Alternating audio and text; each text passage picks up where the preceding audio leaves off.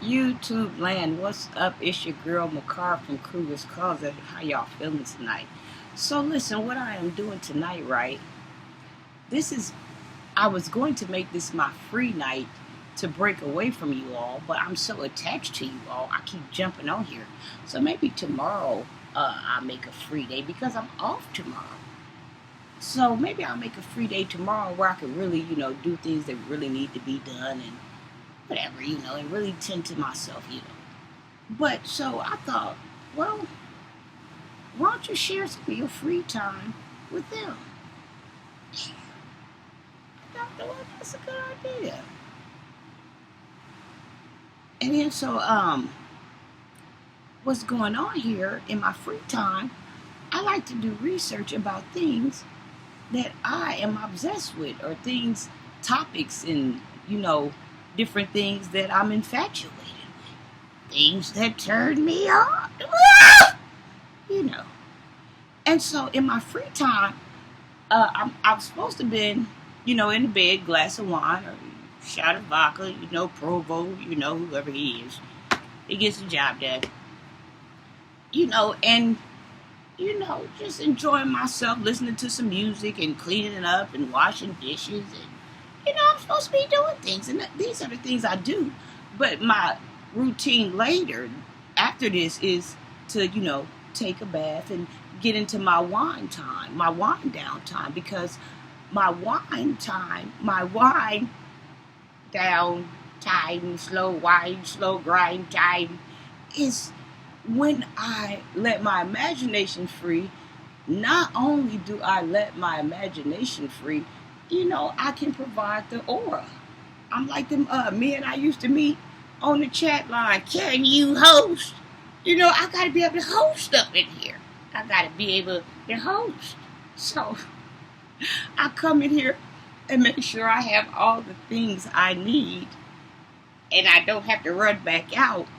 And this eccentric moon energy comes over me and takes control, and the stars come out. Oh God, I wish y'all could see it. And everywhere I walk, the spotlight is on me, coming down. I wish y'all could see it. Okay, so in my personal time, what I'm thinking, well, this is the thing, right? So I have a fetish. I have a few fetishes. And there are different type of fetishes. But they do something for me. But let me say, this is my first time openly admitting this type of fetish. But people do have fetishes. So this is one of my trillion fetishes that I'm unleashing tonight. And it's research as well. Like, in my awakening, my body is starting to crave for different things. Oh, and I gotta give it to her. Yeah. Oh, she attacked me. She attacked me like 3 rock wallers on one piece of steak if I don't feed her. Oh, you should see her. Well, anyway, so what my fetish is, right? I have an obsession with leopard spots. And not the print. The leopard spots that belong to the leopard, or the leopard spots that belongs to the bobcat, or whatever. Like those wild cats, I love their spots. So in my research, in my free time, what if I wasn't on here with y'all, what I was going to be doing was researching how the leopard really got his spots. Now, I kind of glanced at this, and I know I'm not going to read it all, because see, sometimes even when I'm researching, after I lose interest, I start drifting and catching stuff up later. I don't know. I just can't ride a shotgun. I need to work on that. So let's dig into how the leopard really got his spots. For more than a century after Rudyard Kipling offered his own explanation in the Just So stories, scientists have revealed how leopard got his spots. Y'all, did I tell y'all where I got this from?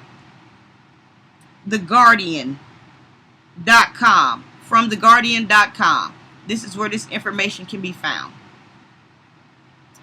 Scientists have revealed how the leopard got his spots. The animal's dark rosette, the animal's, and this is a sexy sentence. Listen to this, y'all. The animal's dark rosette-like markings and those of other wildcats.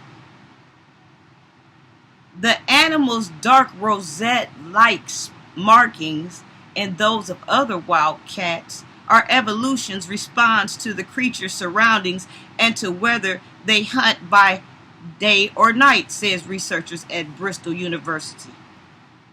Cats that hunt on open, rocky ground by daylight tend to have evolved plain-colored coats, while those that pounce from forest tree branches typically sport dappler fur. In each habitat, the cat's markings improve its camouflage and make it a more effective predator. For smaller cats, fur color can help them hide from larger carnivores.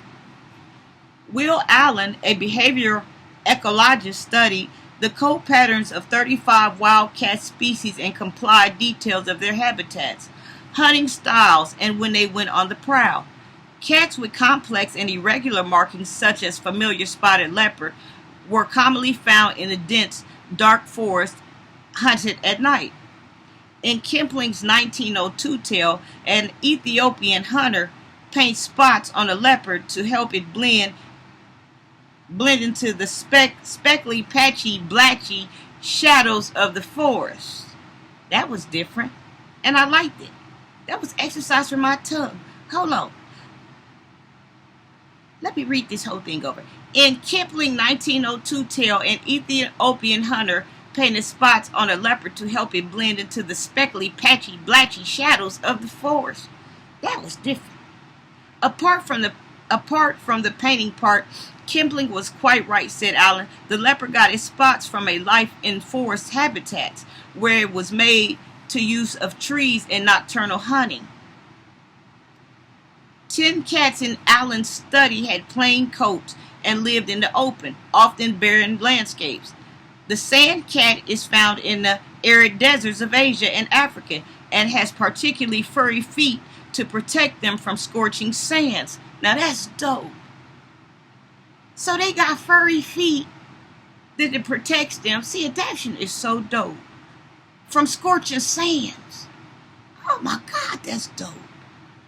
The plain-furred Pallas cat melts into the treeless steppes of Central Asia, while the small Andrian mountain cat has a silvery gray coat that matches the rocky landscape. Ah! Maybe I'll move to Denver and see if I can pay to have one there, because I can't go overseas or over these places and get one. And I can't move over there. Maybe I'll move to Denver and have one on my rocks. Ah! In my house off my mountaintop. Yeah. Okay.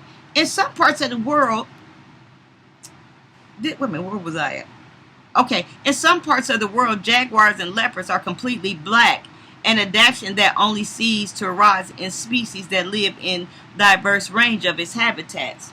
In the study, Allen asked volunteers to match the fur of different wild cats to computer-generated coat patterns that varied from plain to simple to complex and irregular markings.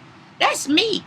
Complex and irregular markings. See, I'm a calico cat too. I got spots. I just don't let you see them. Because I hunt at night. Anywho. In the study, Allen asked volunteers to match the fur of different wild cats' computer-generated coat patterns that vary from plain and simple and complex and irregular markings. When Allen compared the markings across the cat family tree, he found that similar patterns emerged quickly and several times during feline evolution. Some cats appear to have markings that are not suited to their natural stalking grounds.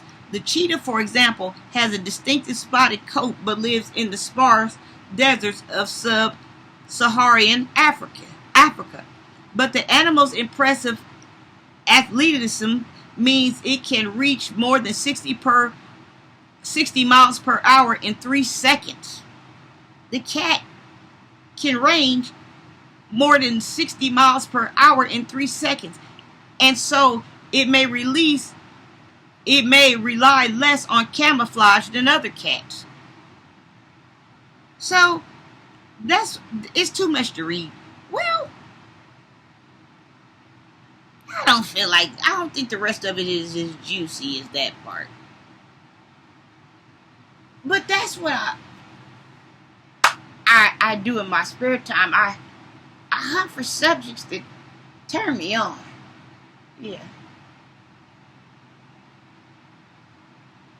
You think I'm a weirdo? No, I love it! I wouldn't give it up for the world. Anywho, let me get over here. I'm getting too excited, y'all. Cooper's Closet talks about her nasty, dirty fetish.